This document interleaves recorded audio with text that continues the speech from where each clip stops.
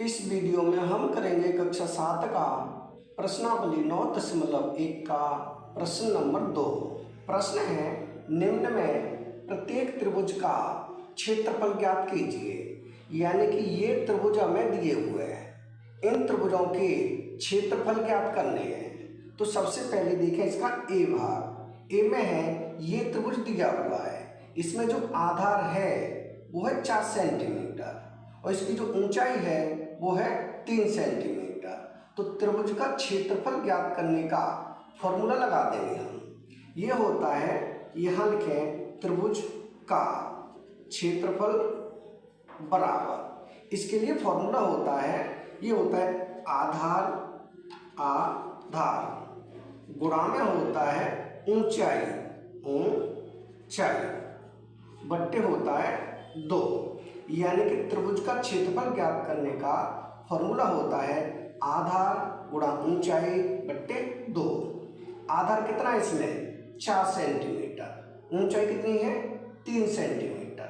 तो आधार की जगह पर रखेंगे 4 गुणा ऊंचाई की जगह पर रखेंगे 3, तो यहाँ रखें 3 बट्टे में है 2, तो यहाँ लिख देंगे 2। 2 से 4 को काटेंगे, 2 एकम 2, 2 दूनी 4, कितनी बार 2 बार। अब ऊपर बचा 2 गुणा 3, अब 2 का गुणा हम 3 से करेंगे तो ये हो जाएगा 2 3 6, यानी कि 6 सेंटीमीटर स्क्वायर। क्षेत्रफल है तो सेंटीमीटर स्क्वायर लगा देंगे, ये हो जाएगा हमारा ए भाग का उत्तर। अब हम करेंगे इसका बी भाग। बी में ये त्रिभुज है, इसमें जो आधार है वो है 5 सेंटीमीटर, आधार है 5 सेंटीमीटर, उसकी जो ऊंचाई है वो है 3.2 सेंटीमीटर। तो यहाँ भी हम यही फॉर्मूला लगाएंगे, त्रिभुज का क्षेत्रफल बराबर आधार गुणा ऊंचाई बट्टे 2। तो यहाँ लिखें त्रिभुज का क्षेत्रफल बराबर क्या है आधार गुणा ऊंचाई बट्टे 2। तो यहाँ लिखें आधार गुणा में ऊंचाई बट्टे में है 2। यह है त्रिभुज का क्षेत्रफल ज्ञात करने के लिए फॉर्मूला। आधार कितना है 5 सेंटीमीटर, तो यहाँ लिखेंगे 5 गुणा ऊंचाई कितनी है 3.2, तो यहाँ लिखेंगे 3.2 बट्टे में है 2। अब 2 से हम काटेंगे 3.2 को, ये हो जाएगा 2 एकम 2, यहाँ दशमलव, अब यहाँ बचेगा 1, संख्या होगी 12। अब 2 का भाग हम 12 में देंगे तो 2 छिक्के 12, यानी कि 2 से 3.2 को काटेंगे तो ये कट जाएगा 1.6 बार। अब ऊपर बचा 5 गुणा 1.6, अब इन दोनों का करेंगे हम गुणा, यानी 5 का गुणा 6 से, तो 5 छिके 30 हासिल 3, 5 का गुणा 1 से, 5 एकम 5, 3 हासिल थी 8, दशमलव लगेगा 1 अंक बाद, यानी कि यहाँ।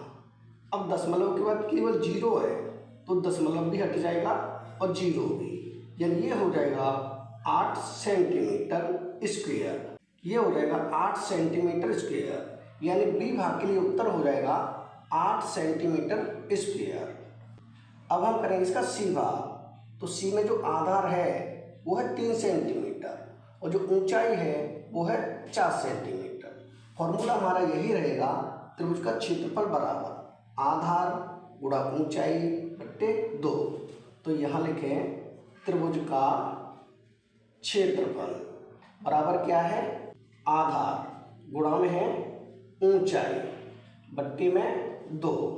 आधार कितना है 3 सेंटीमीटर, तो यहाँ लिखेंगे 3। ऊंचाई कितनी है 4 सेंटीमीटर, यहाँ लिखेंगे 4 बट्टे में 2। 2 से 4 को काटेंगे, 2 एकम 2 और 2 दूनी 4, ऊपर बचा 3 गुणा 2, यानी 3 का गुणा 2 से, तो 3 दूनी 6, कितना हो जाएगा ये हो जाएगा 6 सेंटीमीटर स्क्वायर। हमारा सी भाग के लिए उत्तर हो जाएगा 6 सेंटीमीटर स्क्वायर।